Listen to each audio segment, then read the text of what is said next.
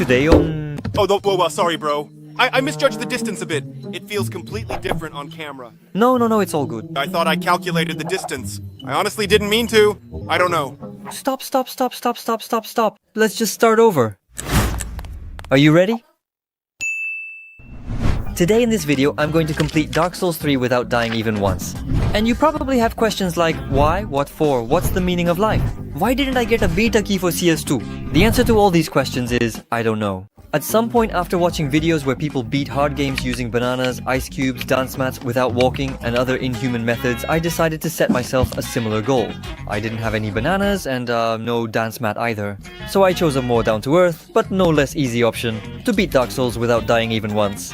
One of the most hardcore games, where you can literally be killed at any moment by some random mutt if you let your guard down. I spent an entire month and a huge amount of nerves to pull this off. But let's not get ahead of ourselves. Brew yourself a pot of tea, grab a mug of dumplings, let's get started. Better find a place to hide.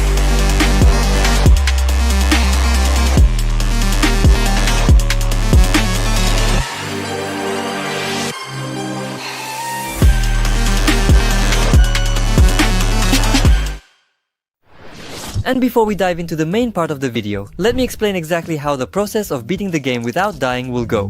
What do I even mean by beating the game without dying? In Dark Souls 3, yes, I'll be playing the third installment. There are 13 mandatory bosses that you can't beat the game honestly without defeating. To complete the challenge, I have to defeat each of these bosses, from the very first to the very last without dying even once during the playthrough. If for any reason I die, whether it's to a boss due to my own stupidity, because I got ambushed from behind, or even because of some bug, no matter where I am in the playthrough, I delete my save files and start the game from the very beginning. At the same time, I'm not allowed to get help from other players or summon any companions. I'm also not allowed to use bugs that, in one way or another, make the boss disappear, or any other glitches that make the playthrough easier. I have to defeat every boss honestly, by fair means. Oh! And by the way, I've never played any Souls-like games before. Not Dark Souls, not Sekiro, not Elden Ring, not even Roblox. I played through the game as the Knight class, since at the start this class has an excellent set of armor and a wonderful longsword, which I consider to be one of the best weapons in the game. I tried other classes, but I like the Knight the most. Also, during character creation you can choose some kind of bonus perk, whether it's extra HP, souls, or other bonuses. I quickly finished customizing my character's appearance and that's it. Dark Souls, and off I go. So, the starting location is the Cemetery of Ash, where, through messages on the ground, I'm taught the basic game mechanics: block, roll, attack, heavy attack, and so on. Simple enemies that I kill with a single hit. In general, nothing suggests that the game is going to absolutely wreck me throughout the entire playthrough. Everything seems calm until the first boss waiting for me just 200 meters from where I started. Meet Iudex Gundyr, the first boss. And it would seem simple: strike at the right moment, dodge at the wrong one. But this is Dark Souls after all. A couple of precise hits from the boss with his halberd will knock you out instantly. And dodging doesn't work because you have to get the timing just right. And if you're unlucky, the boss will pull off a fatality on you. Of course, it's not always lethal, but that doesn't make it any easier. What a nightmare. And here's the first death. Back to the beginning. Well, let's not get discouraged and start. Oh, for fuck's sake! It was only on the third try that I figured out how to dodge properly in this game, and I started to adapt a little to this bastard's attacks. Everything would have been fine if not for the boss's second phase, where he turns into some kind of crab that looks like a snake, but at the same time doesn't look like a snake, and hits so hard that after the first blow you start to understand the meaning of existence. And that maybe you'd be better off recording some Terraria instead. Daniel. After a number of attempts, I just started running past all the mobs, trying not to pay attention to them. Although around the 6th attempt I think I noticed some strange passage not far from the spawn. A hint before the entrance warned that you shouldn't go in and that it's better to turn back. But my curiosity made me go and check. Maybe there was some loot there.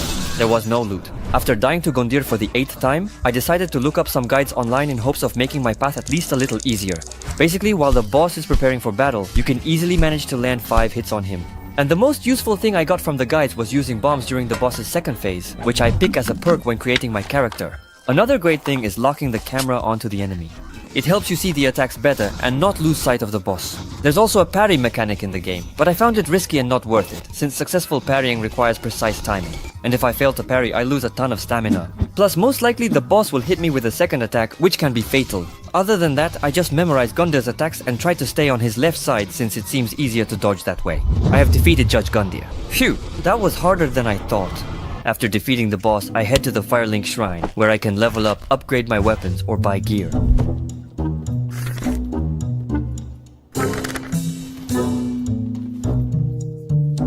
bit of Estus. Fuck, damn it. Before I move on to the next area, let me tell you about the main items I used during my playthrough. I played through the whole game with the starting armor and starting weapon, because after so many attempts I just got really used to my gear and was afraid to try anything new. You can upgrade your sword at the blacksmith. To do this, you need to get materials, and after spending dozens of hours in the game, I knew their locations by heart. There's also something in the Dark Souls series called souls. Souls act as a kind of currency in the game. You can use them to level up your character or buy any necessary items from those who sell them. At the beginning of the game, we are also given 3 flasks with regular Estus, and we pick up 1 Ashen Estus flask not far from the spawn. The first restores HP, the second restores mana. If needed, you can redistribute their quantity between them at the blacksmith. Since I didn't use spells at all during the entire playthrough, I simply had no need for the Ashen Estus. After finishing my preparations, I headed to the next location. New location, new enemies. However, the game remains the same. At any moment, a dragon or some unexpected nonsense can appear out of nowhere and with just a couple of hits send me right back to the start of the game. After dying several times in the new location, I decided that I didn't have to fight every enemy since I could just run past them. They won't catch up anyway. But in the end, I just got swarmed.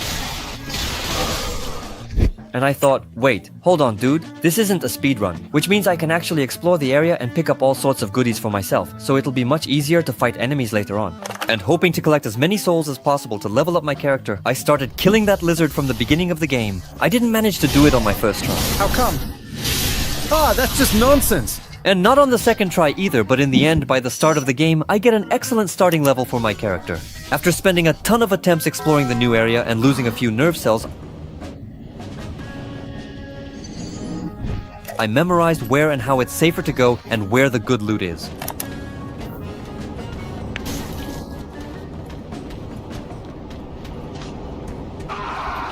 And so, little by little, I made my way to the new boss, the Lord of the Boreal Valley. Despite the boss's size, this creature turned out to be a surprisingly easy enemy.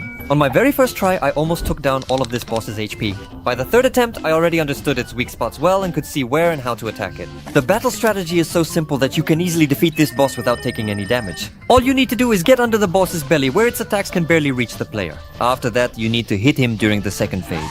In the second phase, he loses it and, like the Rhino from the 2000 Spider-Man, starts charging around the arena. He'll do just 3 charges, which are very easy to dodge. After that, he'll start preparing a very long ice attack. While he's preparing it, you can safely run behind him and just attack without any fear. Done.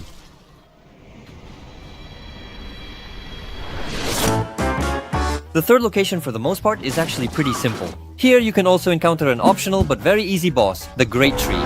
I only took down this boss to level up my character a bit more and get an extra stone to upgrade my sword. However, aside from the tree, which you can simply run past and ignore, the simplicity of the location is spoiled by the mini-boss at the end. No matter what strategies I tried, I just couldn't beat him.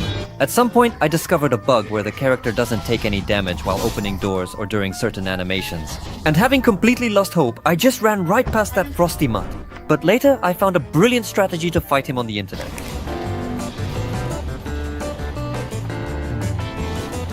Go for it if you can, right now. Later on, 2 warriors show up along the way, and they also gave me quite a bit of trouble during my playthrough. These guys sent me back to the starting area several times, but thanks to the internet I found out how to easily counter them. The main thing is not to go too far down the stairs. Shit! I keep moving forward, and a message on the ground asks me to light 3 flames to open these gates behind which the next boss awaits. If there were no problems with the first and second flames, oh no. But on the way to the third one, there are 2 giant leshies blocking the path. And I could have easily run away from them, but because the area is a poisonous swamp where I move at the speed of a typical math lesson, taking all that into account, escaping from the leshies becomes a real problem. Where am I? I'm cornered. How am I supposed to live? What nonsense, what absolute nonsense. On top of everything else, your character gets poisoned just by being in this swamp. That's it. I've extinguished the flame. What now? Now I have to go back the same way. Oh, damn. And after all that suffering, the gates finally open for me, and just 200 meters away is a room with another boss, the Abyss Watchers. This was the first boss that actually gave me trouble. This bastard's attacks are so fast and sharp that even after the first, second, and even 6th attempt, I still couldn't catch all of his moves. So, besides everything else, after a while I was dodging his attacks and gulping down the last drops of Estus, I started to wonder, why is the boss called the Abyss Watchers? Yeah, after a while there are just too many of them. By this point I had died and restarted the game more than 60 times already. By now, I had memorized the attacks of the lizard, the judges, Vord, and the tree. I didn't even need bombs anymore when creating my character. Instead, I take extra souls. But even so, every time I die to the Watchers. Every attempt I made, which by the way, lasted more than 40 minutes each time, ended with a fight against these two nerve-wreckers. And I hope you remember that after every death I have to start the game all over again. The only thing that saved me was that after a while, a third Watcher would appear who attacked not just me but the others as well. But even when I barely managed to defeat the boss in this uneven fight, I had used up almost all my Estus, freaking out over every hit I took. That's when I found out the boss has a second phase. Whoa! Yes. No. No, no, no, no, no. Well, this is just a flag. Whoa!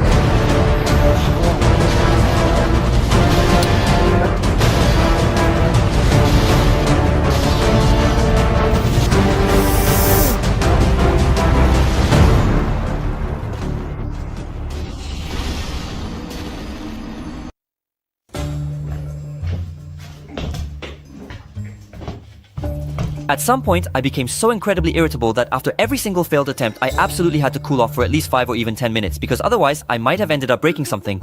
At one point, I went online hoping to figure out what I was doing wrong, aside from the fact that, like an idiot, I kept restarting the game. And I found out that I had missed 2 mandatory bosses along the way, which means I wasn't leveled up enough yet to fight the Guardians.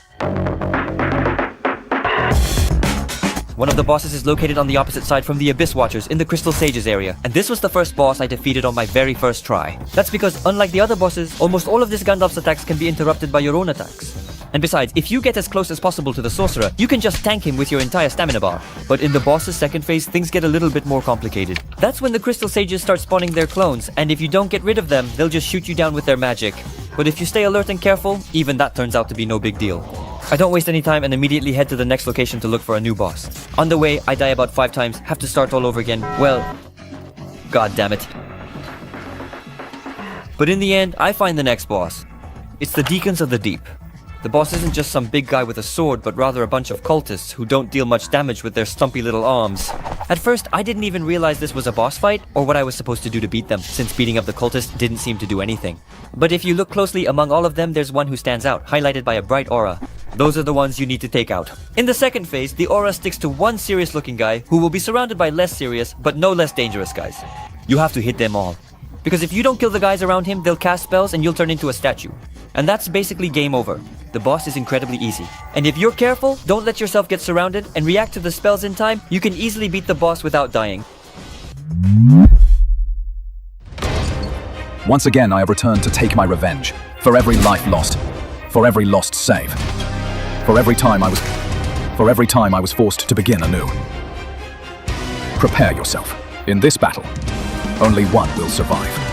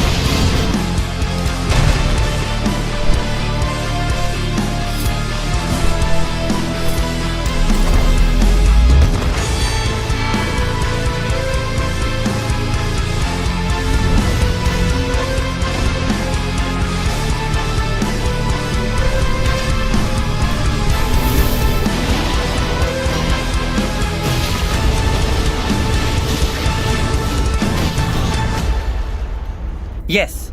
Yes. After defeating the Guardians in the arena, you can find a secret passage to the next location. And in this location, there's another secret passage leading to a different area. To get there, you need to break the bridge that leads to the next boss. Where the passage leads, there is a huge number of items for upgrading your sword. And if I want to complete the task set at the beginning of this video, oh, how I need these materials. The next boss on the list is the Great Top, Supreme Bitch. The next boss on the list is High Overlord Valnir. An overgrown skeleton, unlike the previous boss, is nothing special. Remember 3 things in this battle. First, to defeat him, break the bracelets on his arm. Second, don't get too close during the fight with the boss or you'll die instantly. Third, the boss has an attack where he starts spewing smoke. During this attack, you either need to move far enough away from him or run closer, but not too close, about to the area of the rings. Tada, the 6th boss is defeated. I quickly run to the next location, level up at the temple, and go to explore this area. And from this moment on, the game starts to get really intense. The very first problem I encounter in this location is a rabid crocodile waiting for me on the path. More precisely, he materializes behind me and starts furiously chasing me, trying to take a bite. He deals an insane amount of damage, and the best thing I could do was just run away from him. Run away until I reach the invisible wall. The crocodile can't get through this wall, but I can because I have the doll. What doll? The doll I picked up from the deacons. I didn't tell you about it, did I? Well, now I am. It's this very doll that lets me pass through that wall. The crocodile was the least of my problems in this area. Every enemy here is capable of taking me out just like that, all on their own. This place doesn't compare to the previous locations. I died, started over, died, started over, dozens of times. The best thing I could do in this area to survive was to run away. And who are you supposed to be?